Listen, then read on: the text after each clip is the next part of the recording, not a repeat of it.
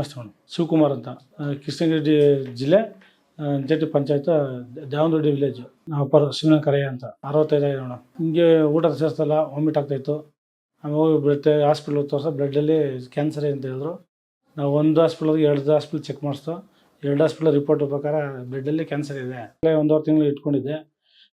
Blood ಮೂಳೆಗೆಲ್ಲ flood ಆಯ್ತಾಯಿದೆ ಅಂತ. ನಾನು ಇಷ್ಟೊಂದು ಟ್ರೀಟ್ಮೆಂಟ್ ಕೊಟ್ಟು ಏನಕ್ಕೆ ಫ್ಲಡ್ ಆಗ್ತಾಯಿದೆ, ಕಂಟ್ರೋಲ್ ಮಾಡೋಕ್ಕಾಗ್ತಲ್ಲ ಅಂದರು. ಆಗಲ್ಲ ಅಂತ ಹೇಳಿದ್ರು. ಸರಿ, ನಾವು ಮನೆಗೆ ಕರ್ಕೊಂಡ್ಬಿಟ್ಟು ಹಿಂಗೆ ಗೂಗಲಲ್ಲಿ ಸರ್ಚ್ ಮಾಡಿದೆ. ಈ ಥರ ಪುನರ್ಜನ ಆಯುರ್ವೇದ ಹಾಸ್ಪಿಟ್ಲ್ ಇದೆ ಈ ಥರ ಜಯನಗರದಲ್ಲಿ ಅಂತ.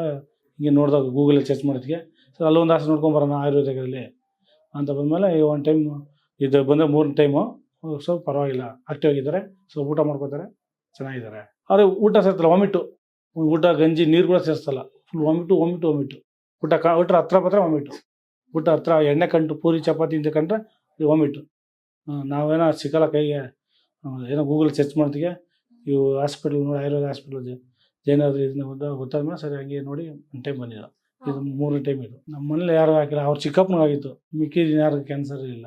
ಇಂಗ್ಲೀಷ್ ಮೆಡಿಸನ್ ಇದೆ ಎಲ್ಲ ಕೊಟ್ಟಿದ್ದೆ. ಕೀಮೋಥೆರಪಿ 2 ಟೈಮ್ ಕೊಟ್ಟಿದ್ದು, ಅದು ಏನು ಕಂಟ್ರೋಲ್ ಬಂದ.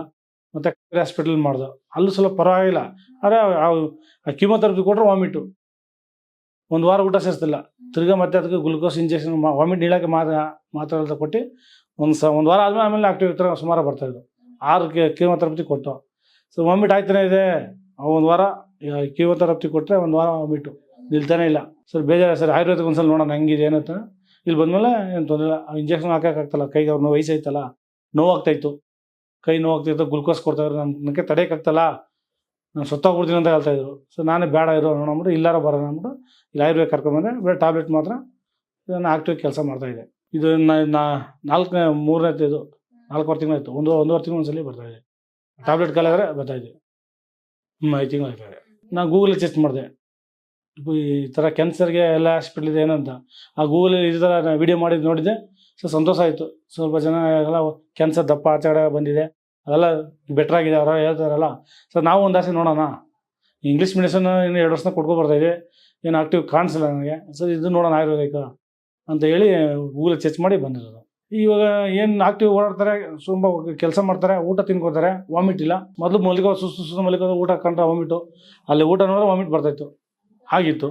ಈಗ ಆಕ್ಟಿವ್ ಇದ್ದಾರೆ, ಅವರೇ ಹೇಳ್ತಾರೆ ಆಕ್ಟಿವ್ ಇದ್ದೀನಿ, ನನಗೇನು ತೊಂದರೆ ಇಲ್ಲ, ಹೋದ್ಮೇಲೆ ಏನು ತೊಂದರೆ ಇಲ್ಲ ಅಂತ ಹೇಳ್ತಾರೆ.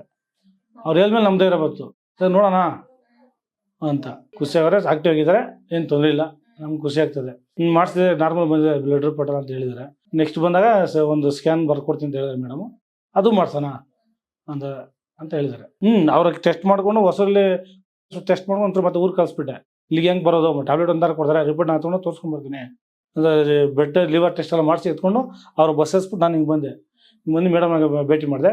ಮೇಡಮಲ್ಲಿ ನಾರ್ಮಲ್ ಆಗಿದೆಯಪ್ಪ, ಏನು ತೊಂದರೆ ಇಲ್ಲ, ಅದೇ ಮೆಡಿಸಿನ್ ಕಂಟಿನ್ಯೂ ಮಾಡಿರಿ ಅಂದರೆ ಮೊಸರು, ಬದನೆಕಾಯಿ ಮತ್ತು ಆಲೂಗಡ್ಡೆ 3 ತಿನ್ಬೇಡ್ರಿ ಅಂತ ಹೇಳಿದ್ದಾರೆ.